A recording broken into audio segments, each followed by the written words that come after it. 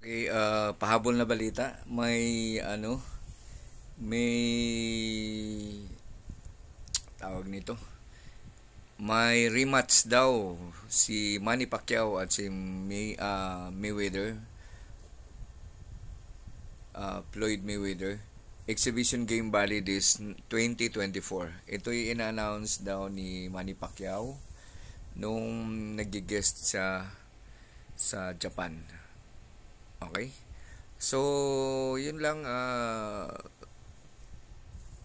Bali, ito'y tingin ko totoo kasi ito'y nakuha ko sa makita mo sa i-upload ko na sa marka.com ba ito. Okay? So, yun lang. Matulog na ako dapat. Ihahabol ko lang ba para uh, mabalitaan niyo din. Yun lang. Bye.